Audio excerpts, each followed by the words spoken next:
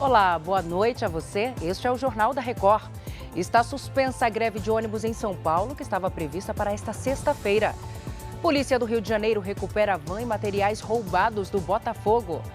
O Jornal da Record já está no ar.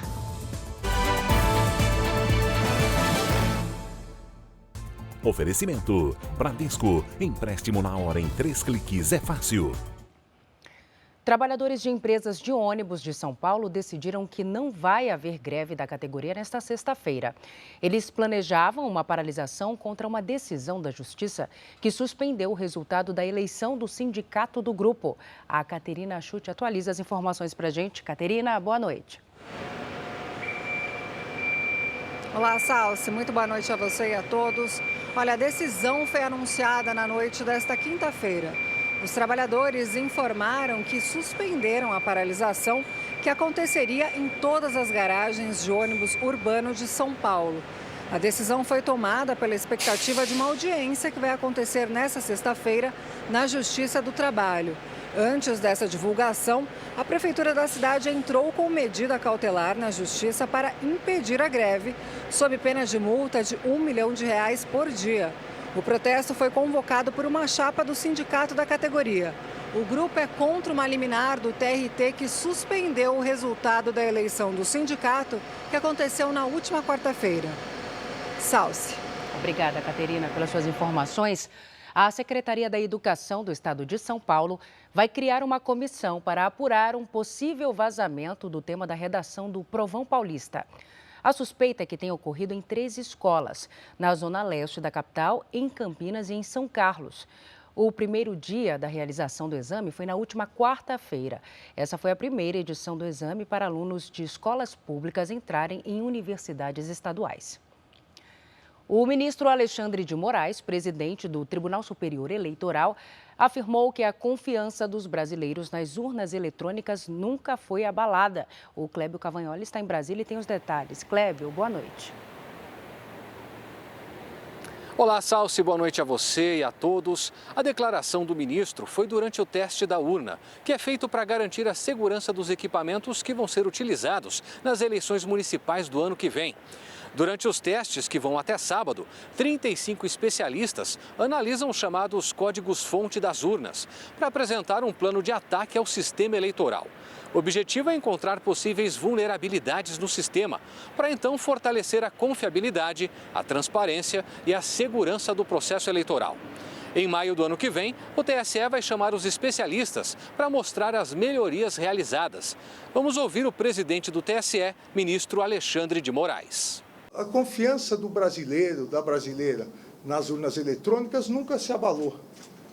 Nós tivemos, ano passado, 2 ou 3 pesquisas por entidades confiáveis mostrando a confiança para cima de 80% nas urnas eletrônicas. O eleitor, a eleitora acredita na urna, sabe que o que apertar é a sua vontade. Então, nós, na Justiça Eleitoral, trabalhamos sempre acreditando na confiança total das urnas eletrônicas. 22 facções criminosas atuam na Amazônia Legal, que inclui 9 estados brasileiros. São grupos ligados ao tráfico internacional de drogas que agem principalmente nas fronteiras. As ameaças são feitas por telefone. Do outro lado da linha, integrantes de uma facção exigem dinheiro de comerciantes. Eles dizem que se eu não der, eles vão lá mandar me assaltarem, fechar meu estabelecimento, até ameaça de morte eu já recebi. Quem não paga é penalizado. Criminosos queimaram esse veículo que pertence a uma operadora de internet. Ninguém ficou ferido. Uma pesquisa feita pelo Fórum Brasileiro de Segurança Pública mostra que a violência na Amazônia está associada ao crime organizado. O estudo identificou 22 facções criminosas atuando na Amazônia Legal, área formada por 9 estados: Acre, Amapá, Amazonas, Mato Grosso, Pará, Rondônia, Roraima, Tocantins e parte do Maranhão.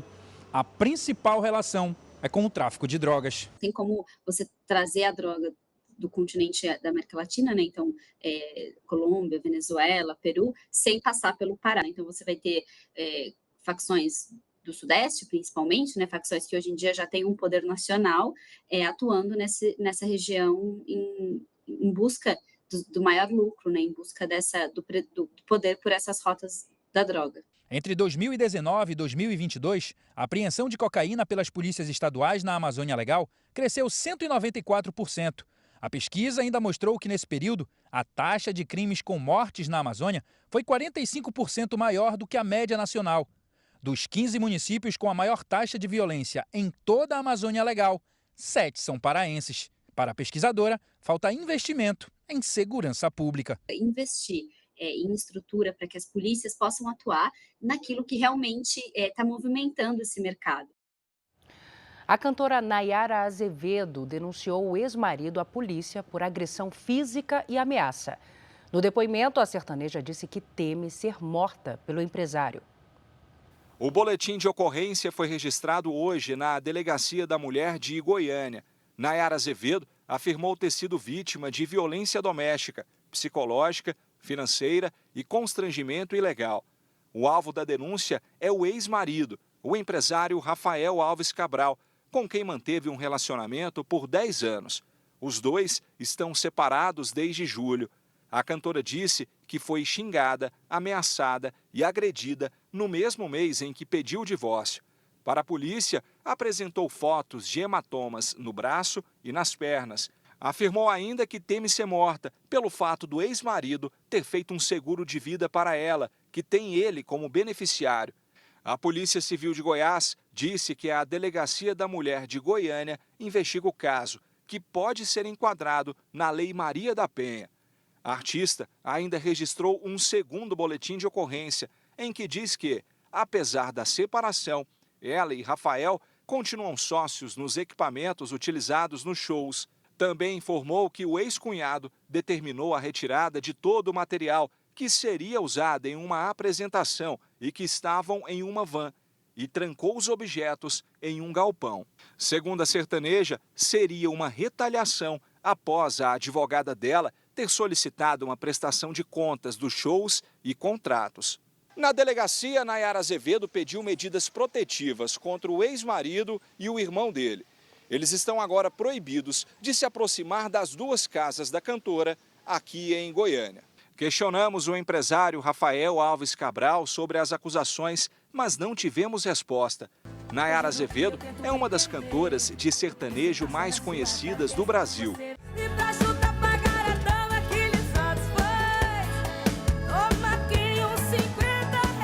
Ela já chegou a ganhar o prêmio Leão de Ouro em Cannes, na França, por uma campanha de publicidade para conscientizar as mulheres sobre a importância de denunciar a violência doméstica. Ai, esse amor, só de pensar eu grito, eu quase morro. A polícia do Rio de Janeiro recuperou a van do Botafogo, que foi roubada nesta quinta-feira. O veículo levava funcionários e equipamentos do clube e foi cercado pelos criminosos.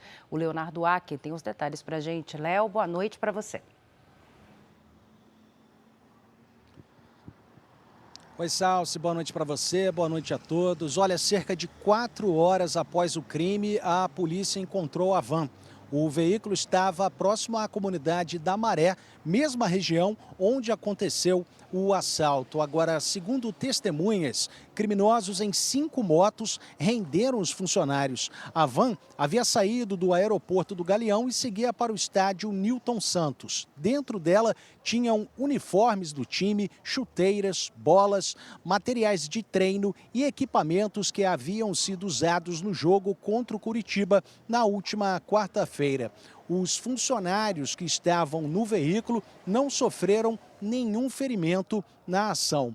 Agora, a Polícia Civil tenta identificar os criminosos que participaram do assalto.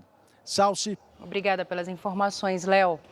Agora a gente fala sobre a guerra no Oriente Médio. No 7º dia de trégua, que permitiu que 8 reféns fossem libertados pelo Hamas, integrantes do grupo terrorista realizaram um atentado em Jerusalém. 4 pessoas foram mortas e 5 ficaram feridas. As imagens de câmeras de segurança mostram um carro parando próximo a um ponto de ônibus. 2 homens descem fortemente armados e atiram na direção das pessoas. De acordo com a polícia de Israel, os responsáveis pelo ataque foram mortos. Os atiradores vieram de Jerusalém Oriental e foram parados por soldados fora de serviço e por um civil. O secretário de Estado americano Antony Blinken, que visita Israel, condenou o tiroteio e classificou como um ataque terrorista. O ministro da Segurança Nacional, Itamar Ben-Gvir, disse que o ataque mostrou que Israel deve lutar contra o Hamas por meio da guerra. O Hamas assumiu a autoria do atentado terrorista e disse que os 2 atiradores eram integrantes do grupo. O ataque aconteceu no 7º dia de trégua na guerra, horas antes da libertação de mais um grupo de reféns. No final da tarde, em Israel, o Hamas libertou 2 mulheres que estavam como reféns na faixa de Gaza. Entre elas está a Mia Shem, de 21 anos. Ela tem dupla nacionalidade, francesa e israelense, e tinha sido sequestrada enquanto participava da festa rave próxima à fronteira de Gaza. No início do conflito, o Hamas chegou a divulgar um vídeo de Mia, ainda no cativeiro. A outra libertada é Amit Susana, de 40 anos. Os reféns foram liberados hoje de diversos pontos da faixa de Gaza, já que muitos estão com outros grupos que apoiam o Hamas em lugares diferentes do território. Hoje, a extensão do prazo do cessar-fogo aconteceu no último segundo. Os combates seriam retomados às 7 da manhã do horário local. Segundo autoridades do Catar, que participam das negociações, existe interesse dos 2 lados de que o cessar-fogo e a troca de reféns dure ainda mais tempo. Israel acredita que há mais de 140 reféns em poder do Hamas. Nesta quinta-feira, o grupo terrorista divulgou um vídeo do refém Yarden Bibas, que é casado com Shiri e pai de Ariel e Kfir, o bebê de 10 meses que se tornou um símbolo da mobilização nacional israelense pela libertação dos sequestrados. O Jornal da Record decidiu não mostrar as imagens. No vídeo, ele pede para que Israel aceite os corpos da mulher e das crianças. As imagens foram liberadas um dia depois do grupo terrorista afirmar que os 3 haviam sido mortos num bombardeio israelense. Mas a informação não foi comprovada pelo exército e nem pelo governo de Israel. A família do brasileiro sequestrado pelos terroristas do Hamas busca informações e pede ajuda para que ele seja liberado. Um homem de família. É assim que amigos e parentes definem Michel Nizenbaum. Ele tem 2 filhas e 5 netos. O 6º nasce agora em dezembro. Uma pessoa muito família, que cuida da mãe, da família toda. Há 45 anos, Michel deixou o Brasil para viver na cidade israelense de Sideró, localizada a cerca de 2,5 km da faixa de Gaza. A região foi alvo de ataques do grupo terrorista Hamas. Se a sociedade israelense, e mundial, está sofrendo com dor no coração, angustiada, a família é isso vezes 1000, vezes 2000, não sei nem te especificar como é essa dor. Eles estão muito angustiados, preocupados, tristes, que não temos notícia do amado deles até hoje. No dia 7 de outubro, Michel saiu de casa para encontrar uma das netas. 1 hora depois, a filha ligou no celular dele e ouviu pessoas gritando o nome do grupo terrorista Hamas. Na semana seguinte, o carro do brasileiro foi encontrado queimado e o tablet de Michel localizado por GPS dentro do território da faixa de Gaza. Há quase 2 meses sem notícias do irmão, Mari Chorra busca por informações. Nesta foto, ela aparece ao lado do embaixador do Brasil em Tel Aviv. O guia de turismo recém-formado planejava trabalhar com visitantes latinos e israelenses. Amigos e parentes alimentam a esperança de que Michel seja liberado com vida. Espero que o Brasil, os brasileiros, consigam perceber que essa é uma luta contra o movimento terrorista Hamas, que prega a destruição. Tá difícil, mas com fé, esperança, trabalho, a gente quer construir coisas boas e espera que todo mundo volte para casa e que o dia a dia de todos volte ao normal, com alegria e com saúde. De volta ao Brasil, o ex-governador de Goiás e ex-senador Marconi Perillo foi eleito nesta quinta-feira presidente do PSDB.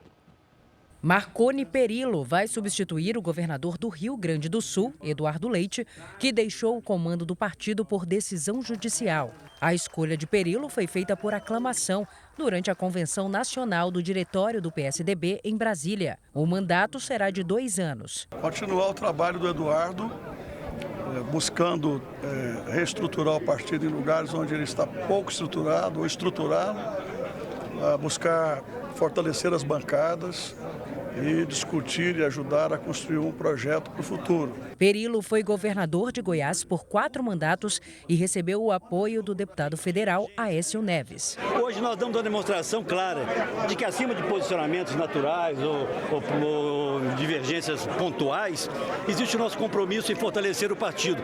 E isso passa pela nossa unidade. A nossa unidade está consagrada e daqui para frente caberá à executiva tomar as novas decisões. Eu estou extremamente feliz de ter participado dessa construção e ter Marconi Perillo como meu presidente a partir de hoje. Novas gravações obtidas pelo Jornal da Record apontam detalhes de como funcionava o suposto esquema de rachadinha no gabinete do deputado federal André Janones, do Avante de Minas Gerais. Ex-assessores do parlamentar dizem que eram obrigados até a entregar parte do 13º salário. Os novos áudios revelam conversas entre assessores do deputado André Janones que não querem ser identificados. Eles questionavam se precisariam entregar parte do 13º salário para o parlamentar. Ficou sabendo que segunda-feira cai 40% do 13º? Será que eles vão querer alguma parte minha sobre esse 13º? O que você me fala? O que você acha? A Jéssica achou que não. Eu perguntei para ela que me deu notícia, né? Eu perguntei para ela, ela falou que acha que não. Sei lá, viu? Aí já era sacanagem, eu devolvo mais de R$8 mil por mês para eles. Se quiser querer o 13º também. O assessor de Janones se decepciona quando descobre que teria que entregar parte do salário ao político, uma prática considerada crime. O deputado sempre criticou publicamente a chamada rachadinha. Bem que você falou, fui ali entregar um pouquinho da grana para Leandra e ela já comunicou comigo. Rachadinha também. Rachadinha o 13º, viu? Proporcionalzinho, bem pouco, mixaria. Só comigo mesmo acontece essas graças dessas. O suposto esquema de rachadinha no gabinete de André Janones na Câmara dos Deputados foi revelado após denúncias feitas por 2 ex-servidores, Cefas Luiz e Fabrício Ferreira. Em uma das reuniões gravadas no início de 2019, Janones fala em pagar mais para alguns assessores, para que eles devolvessem parte do dinheiro. Segundo as denúncias, os valores repassados por mês girariam em torno de R$50 mil e eram recolhidos por Leandra Guedes, ex-assessora do deputado e atual prefeita de Ituiutaba, em Minas Gerais. Ela nega qualquer envolvimento no esquema. O caso é investigado pela Polícia Federal com autorização da Procuradoria-Geral da República e também pela ABIN, a Agência Brasileira de Inteligência. Existe ainda a suspeita de que André Janones e Leandra Guedes estejam envolvidos no desvio de recursos públicos de obras de Ituiutaba. Na Câmara dos Deputados, parlamentares entraram no Conselho de Ética com pedido de cassação do mandato de Janones. O processo político e as investigações criminais sobre o caso ainda estão no início, mas devem se concentrar nas movimentações financeiras de ex-assessores e de Leandra Guedes. André Janones diz que coloca os sigilos bancário e fiscal à disposição das autoridades, mas um ex-assessor pretende entrar com uma ação na Procuradoria-Geral da República e na Polícia Federal para que seja feita uma acareação com o parlamentar para confrontar as versões. Caso as denúncias sejam comprovadas, André Janones pode responder pelos crimes de peculato ou de improbidade administrativa.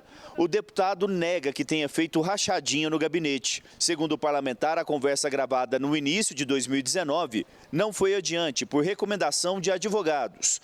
O deputado afirma ainda que antes de os áudios virem à tona, foi vítima de chantagem pelos ex-assessores. Eles negam. A previsão é que o 13º salário deste ano injete mais de 290 bilhões de reais na economia do país. Essa tapeçaria passa de geração em geração há 65 anos.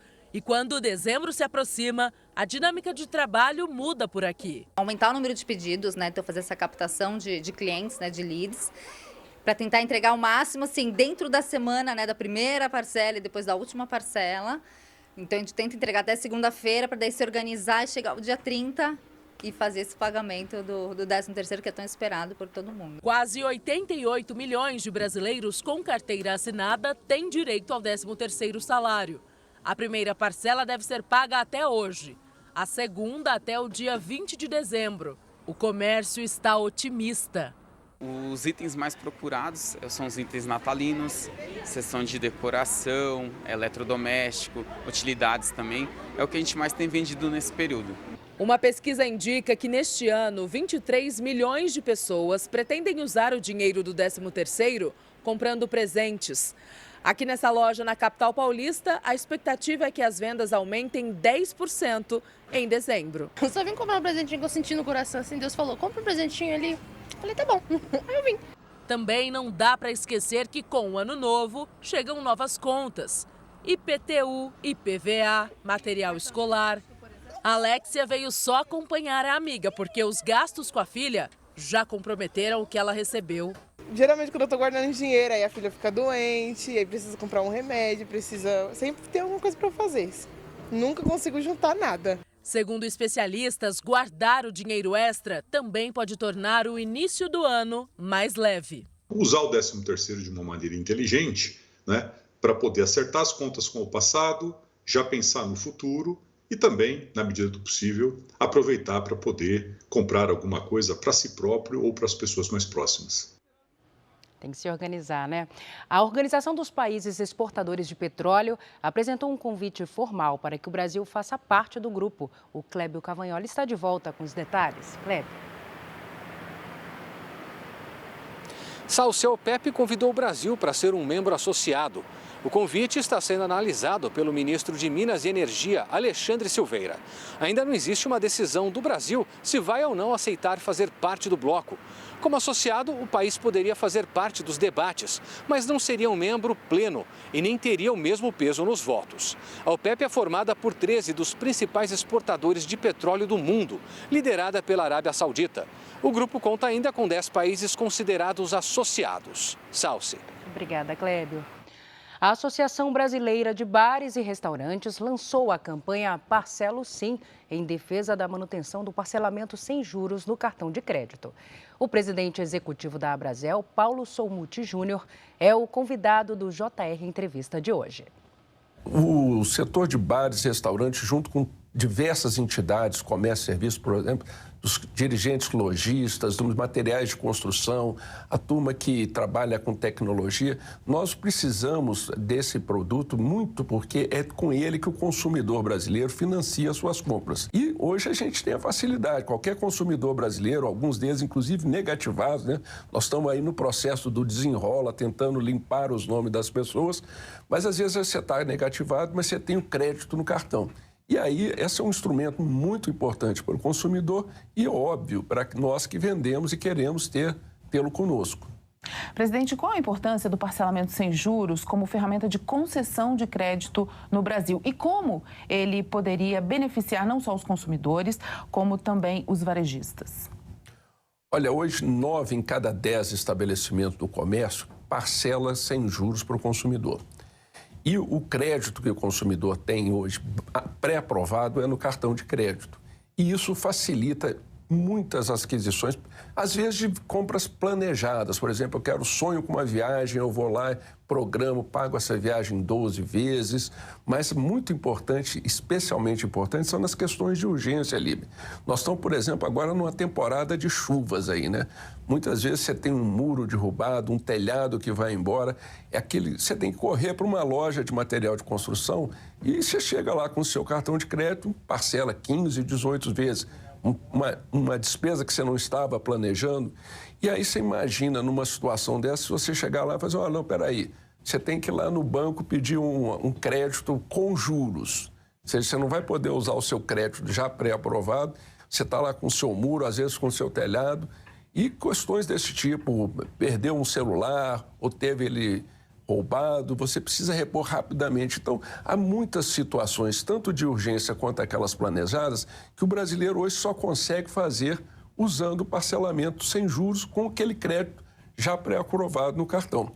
Então, qualquer ameaça a mexer nisso é muito nociva para o setor de comércio e que quer vender, óbvio, queremos atender da melhor forma possível, e para o consumidor brasileiro. Vocês já fizeram um levantamento do impacto que pode causar o fim do parcelamento?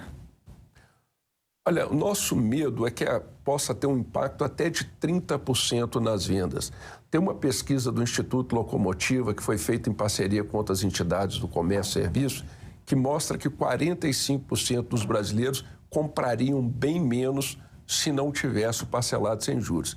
Então, você já está numa economia aí sofrendo para andar, né? Nós estamos saindo de uma pandemia, momentos difíceis, retomando aos poucos o emprego. Você imagina se a gente perdesse o dinamismo no setor de comércio e serviços, que é o maior empregador do país. 70% da economia brasileira está em comércio e serviços. Se você ataca e prejudica o desempenho desse setor, você perde empregos, você tem pequenas empresas quebrando. Então, assim, é um ciclo negativo, né, vicioso, muito perigoso para a economia, perigoso para o emprego. Nós queremos e precisamos continuar exercendo esse direito de cidadania, que é realizar sonhos, compras parceladas dentro do nosso orçamento.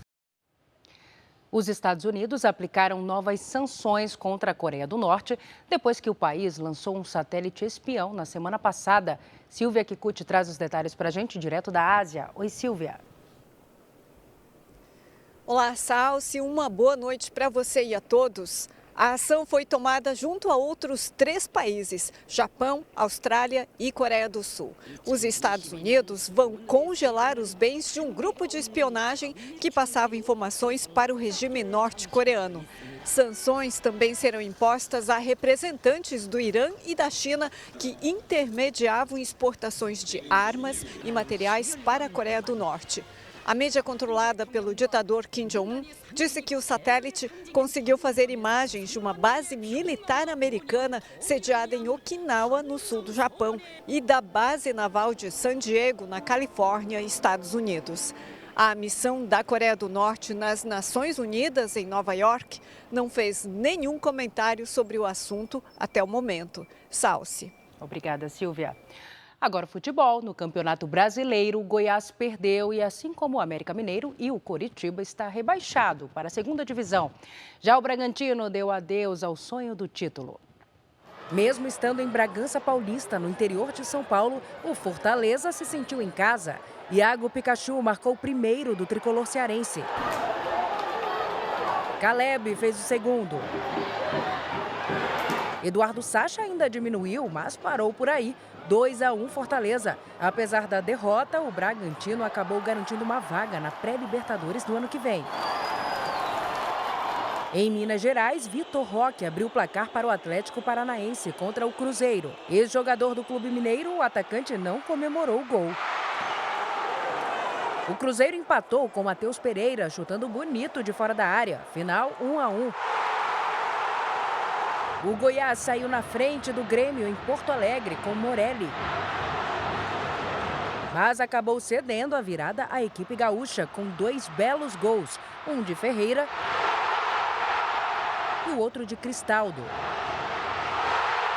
O Grêmio garantiu a participação na próxima Libertadores e o Goiás na Série B do ano que vem. E aguarda a definição do 4º e último clube a ser rebaixado.